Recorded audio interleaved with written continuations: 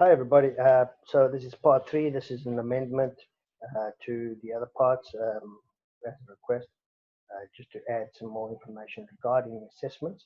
What we normally do is, whilst we are giving the instruction or teaching a topic, within the topic itself, while we are teaching, we are constantly assessing the students. So I'm just going to share. I've taken some screen captures of the in-class assessments, the classroom quiz at the end of every topic, how we track the file. So I've done some screen captures just to explain this concept. Let's see, change screen.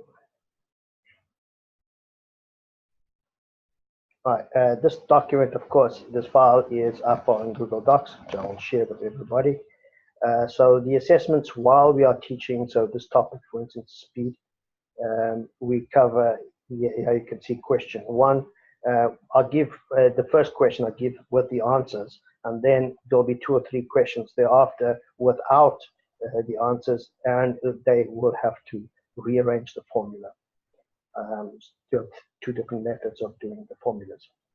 At the end, if they will understand, then we move on to a sort of a gap fill, you could say, but with the calculations. And what I do here is trying to use we call the memory.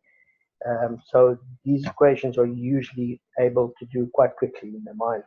Well, it's a mind problem. So they've got to fill in these. I pick students at random, of course, and they're usually quite anxious to finish this. They expect it now every single time. At the end of the module, then we cover the vocabulary. Vocabulary is important for the knowledge of the wording for the physics topics and so on. So I have gap fills and I get students to read out. Of course, this is at the beginning of the module and usually the first topic. So the content is kind of small. However, it does get a little bit bigger later on. All these assessments now we do have a thing called a tracking file. Tracking file, as you can see, I've just put in the first names, the English names, for the identity, not to reveal too much of their identity. As you can see, this is the summative results, where we have the end of term. We also have another file like this, which is for homework and for in-class assignments or tests. The purpose for this is that the in-class one, we can actually start to predict their attainment when it comes end of term.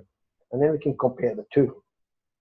And from that, we can determine if they're starting to fall behind or what other measures we need to put in place to speed up or to grow them in the subject.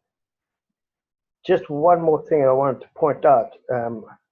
Yes, the Washington Standard Version is the EALR 4. Here's a screen capture of the file. The links are all in there as well. Okay. Lost my train of thought there, was saying.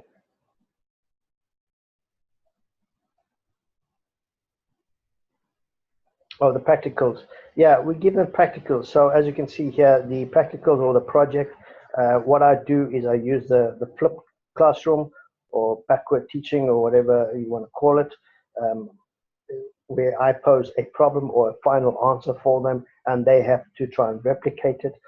What I do is I give them, for instance, here I give them a basketball, data logger, proximity sensor, meter ruler, stopwatch, and graph paper. Now, obviously, with the proximity sensor and the data logger, if he's more accurate, and they don't get to feel. So what I actually get them to do, I get 2 teams, one to use the data loggers and the other one to use a stopwatch and a ruler. And what happens then is they have to compare the 2, and they swap over. What I do is I don't tell them how to do the experiment beforehand. I tell them, give them the theory. I give them all these items, and I want to see them figure it out.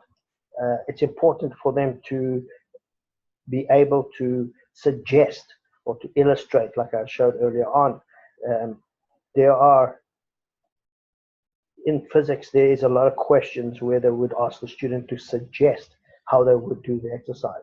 So this is an important learning curve for them to solve that problem and to think critically among themselves to try and figure out how it works. Obviously, I'm there all the time, and I will help them as they go along. So this is what the assessments in the classroom is always continuous, especially with physics, and I do try to associate everything living or everything around them that has has an aspect of physics involved, and try and marry the theory with the practical for everyday living items that they use. Okay, I hope that is more informative.